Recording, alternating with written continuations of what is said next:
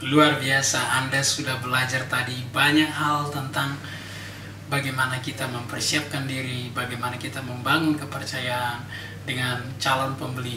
Sekarang kita akan belajar bagian yang terpenting di dalam smart selling ini. Bukan berarti yang lain tidak penting, penting. Ini juga sangat penting. Yaitu adalah 21 jurus smart selling. Dengan mempelajari 21 jurus smart selling ini, Anda bisa meningkatkan penjualan Anda dan Anda juga bisa minimalisir penolakan. Anda bisa minimalisir penolakan itu. Ya, semua orang tidak suka ditolak. Faktanya kita sering mengalami penolakan. Dengan kita mengetahui jurus-jurus ini, kita tahu strateginya bagaimana mengatasi penolakan itu. Ya, lebih bagus kita berusaha, tetapi mungkin pada endingnya tidak terjadi transaksi daripada kita langsung menyerah.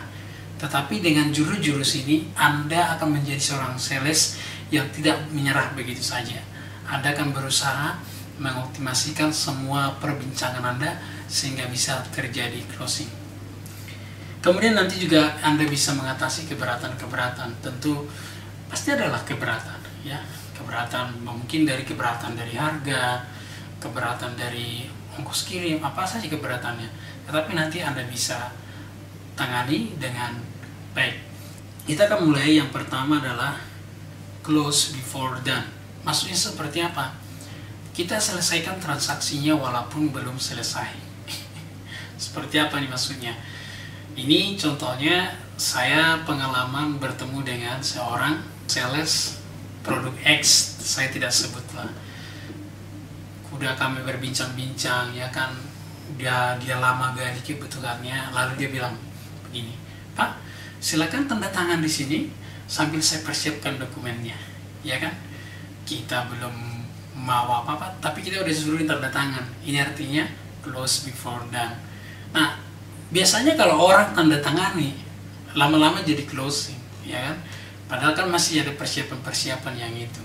Tapi tentu ini sudah ada pembicaraan namanya close before done, ya.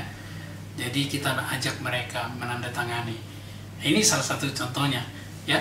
Kemudian juga bisa ketika misalnya online, Anda juga bilang, Pak, nanti kalau mau transfer kasih tahu saya ya. Padahal tanya harga juga belum, ya kan? Atau kalau sudah tanya harga, intinya apa? Kita close before that. Ini tujuannya adalah memastikan. Tapi biasanya ini dipakai di dalam produk-produk yang offline tentunya, yang membutuhkan tanda tangan, sehingga orang tanda tangan dulu. Nah, jadi Anda bisa cari aplikasinya kepada Anda, tapi pada prinsipnya ini sangat match dengan bisnis yang membutuhkan tanda tangan offline. Kemudian yang berikutnya adalah recommended close. Maksudnya seperti apa recommended close ini?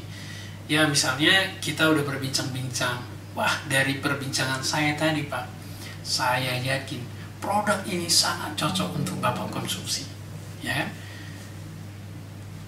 Kita sudah rekomendasikan terlebih dahulu, kita udah selesaikan, kita menganggap sudah closing, sehingga apa?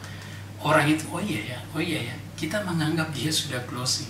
Dengan demikian, orang tersebut akan melakukan transaksi. Ya, tentu kembali kepada siapa yang kita temui, ya. Tidak semua orang nanti bisa bekerja, saya kasih tahu terlebih dahulu. Tetapi dengan ini kita bisa membuat transaksi atau closing lebih cepat. Dan yang ketiga yaitu adalah clean language. Clean language itu seperti apa?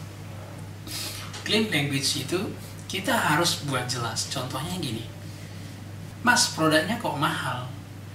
Lalu kita jawab.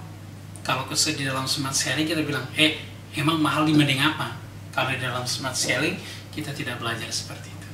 Kita tanya, apa alasannya berkata mahal? Seperti apa mahal bagi ibu atau bagi bapak? Sehingga apa?